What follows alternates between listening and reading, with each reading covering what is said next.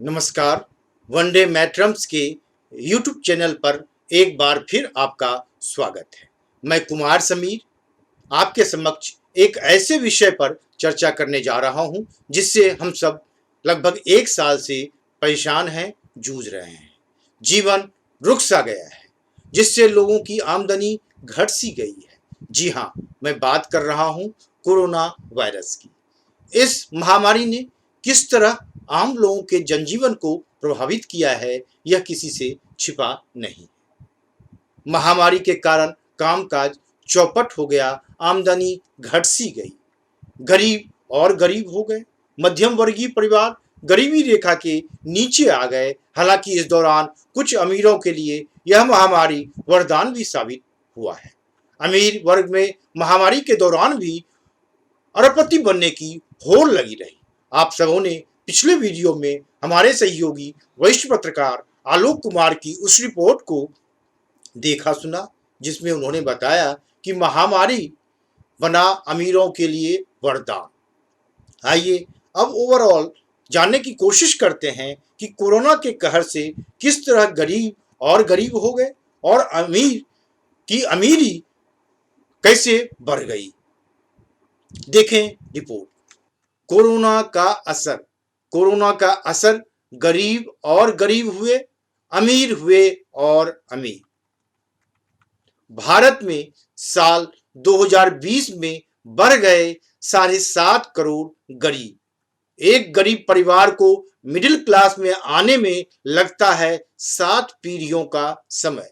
Middle class की संख्या में हुई है 3.2 करोड़ की गिरावट, यानी 3 करोड़ 20 लाख की गिरावट हुई है मिडिल क्लास की संख्या में। गरीबी के चलते प्रदूषण के भी शिकार होते हैं, मानसिक रोगों का भी शिकार बनते हैं लोग। महामारी में भारत के अमीरों की संपत्ति 35% बढ़ी। कोविड-19 के सबसे बुरे अनुभवों से अमीर बच सके, लेकिन गरीबों को नौकरी से हाथ धोना पड़ा। कोरोना महामारी के कारण साल 2020 में भारत में 7.5 करोड़ गरीब बढ़ गए। दुनिया भर की तुलना में देखा जाए तो कोरोना के चलते सबसे ज्यादा गरीब भारत में ही बढ़े हैं। वहीं अमीरों की बात करें तो भारतीय व्यवसायी मुकेश अंबानी एशिया के सबसे अमीर व दुनिया के 10वें सबसे अमीर व्यक्ति बन गए हैं। वहीं अंबानी सहित 140 भारतीयों, जिनमें दूसरे नंबर पर अडानी भी हैं, अरबपतियों की सूची में शामिल हैं। जबकि जर्मनी में 136, रूस में 117, चाइना में 692 और अमेरिका में 724 अरबपति हैं। यानी अरबपतियों के मामले में भी भारत विश्व भर में तीसरे नंबर पर है। उससे आगे अमेरिका व चाइना ही है। वहीं गरीबी के मामले में भारत इन सबों से सबसे आगे है, यानी गरीबी में भी आगे और अरबपति में भी आगे। PEW रिसर्च सेंटर की रिपोर्ट के मुताबिक कोरोना के चलते दुनिया भर में मध्यम वर्गीय लोगों की संख्या कम हुई है और गरीबों की संख्या बढ़ी है। रिपोर्ट में रोज $2 यानी 150 रुपए कमाने वाले को गरीब और 750 रुपए से 1500 रुपए तक कमाने वाले को मध्यम वर्गीय की कैटेगरी में रखा गया है। इस आधार पर रिपोर्ट में बताया गया है कि भारत में मध्यम वर्गीय लोगों की संख्या में 3 करोड़ 20 लाख की गिरावट आई है। वहीं ऑक्सफैम की रिपोर्ट द इनक्वालिटी वायरस भी बताती है कि महामारी में भारत के अमीरों की संपत्ति 35% बढ़ी, जबकि गरीब और गरीब हुए। यही हकीकत है।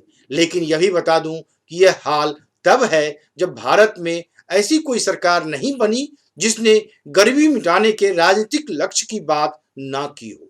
गरीबी हटाओ का नारा दशकों पहले चुनाव का प्रमुख नारा भी बना था। बावजूद इसके गरीबी नहीं मिटी तो कहीं ना कहीं नीतिगत कमियां तो रही ही होंगी।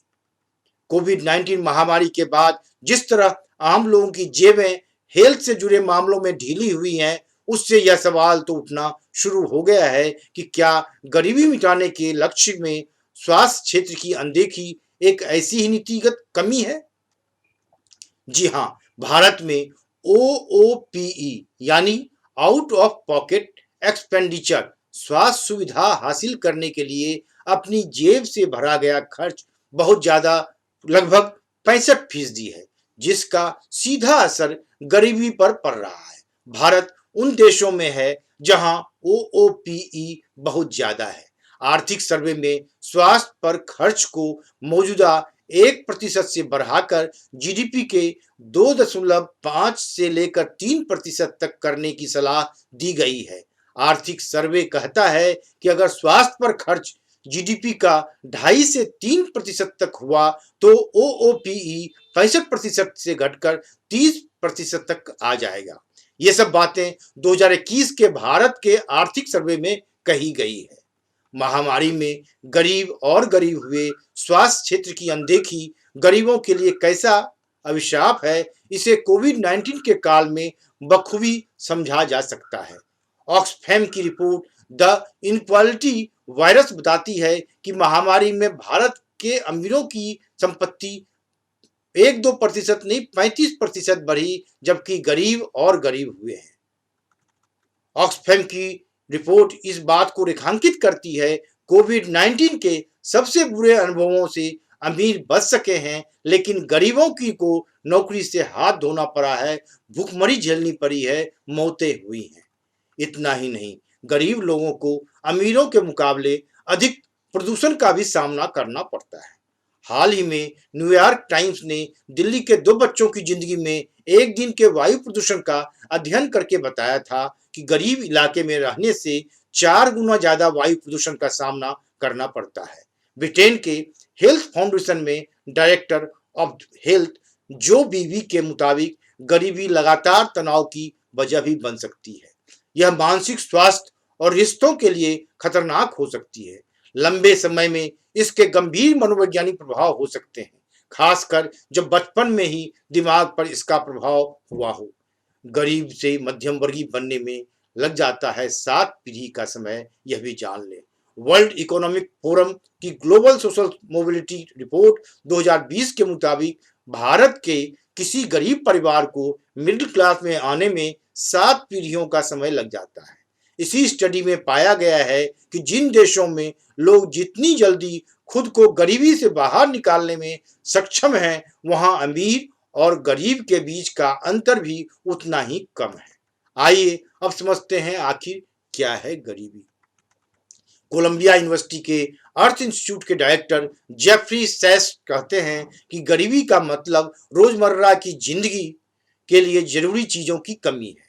जैसे वह गरीब है जिसे खाना, पानी और आम चिकित्सा सुविधाएं भी नहीं मिल पा रही हैं। लेकिन इन पैमानों के साथ वर्ल्ड इकोनॉमिक फोरम जैसी संस्थाएं आज गरीबी की माप के लिए कई अन्य जरूरी पैमानों पर भी ध्यान देती है। ये पैमाने हैं गुणवत्तापूर्ण शिक्षा की उपलब्धता, टेक्नोलॉजी तक पहुंच, काम के अवसर, सैलरी और काम का ढंग, सामाजिक सुरक्षा। हालांकि यह भी जान लें कि गरीबों के लिए मूलभूत सुविधाएं सुनिश्चित करना सरकार का काम है। ऐसे में सरकार का कर्तव्य होता है कि वह गरीब जनता के लिए मूलभूत सुविधाएं सुनिश्चित करे। भारत में एनएफएसए के तहत लोगों को भोजन की व्यवस्था की गई है, गारंटी दी जाती है। इसी तरह पानी के लिए सरकार नल जल योजना के तहत हर घर तक पानी पहुंचाने की योजना चला रही है, जबकि आयुष्मान भारत कार्यक्रम के तहत सभी के लिए स्वास्थ्य सुविधाएं सुनिश्चित करने की कोशिश की जा रही है। लेकिन अभी तक बहुत कुछ इस दिशा में नहीं किया जा सका है। माना जा रहा है कि कोविड-19 का आर्थिक असर गरीबों के बीच लंबे समय तक रहने वाला है। ऐसे में अगर भारत कोविड-19 को सबक मानकर स्वास्थ्य को अपनी सबसे बड़ी प्राथमिकताओं के तहत रखकर नीतियां बनाएगा तो भारत गरीबी के स्तर से अपने आप बाहर आ सकेगा। धन्यवाद। आज इतना ही। इसी तरह आप हमारे साथ जुड़े रहें। जल्द ही एक नए विषय को लेकर आपके समक्ष हाजिर होऊंगा। तब तक के लिए आज्ञा दे। नमस्कार, आदाब, शब्बा खैर, सत श्री अकाल।